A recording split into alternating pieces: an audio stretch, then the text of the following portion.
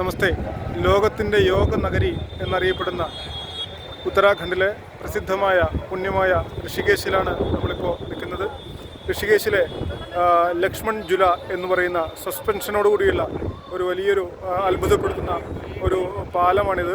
അതായത് ശ്രീരാമൻ്റെ സഹോദരൻ ലക്ഷ്മണൻ ഇവിടെ ഒരു ജലം മുറിച്ച് കടന്നു എന്നും അതിൻ്റെ ഒരു ഐതിഹ്യത്താൽ പണിതിട്ടുള്ള ഒരു പാലമാണിത്. ഈ പാലത്തിൽ കൂടി ഇവിടെ വന്നു കഴിഞ്ഞാൽ നിരവധി ക്ഷേത്രങ്ങളും അതേപോലെ തന്നെ ആശ്രമങ്ങളും കാണാൻ സാധിക്കും.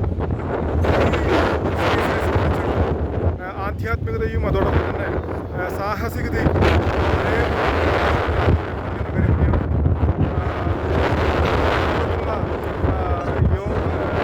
ധ്യാനപ്രേമികളെല്ലാം ഇവിടെ ധ്യാനം നടത്തുവാൻ വേണ്ടി ഇവിടെ ഈ ഗംഗാതീരത്ത് ഗംഗയാണ് നമ്മുടെ മുന്നിൽ കൂടി ഒഴുകിപ്പോകുന്നത്. ഈ ഗംഗാതീരത്ത് ഇവിടെ ഗംഗാ ആരതി കൂടി നടക്കാറുണ്ട്.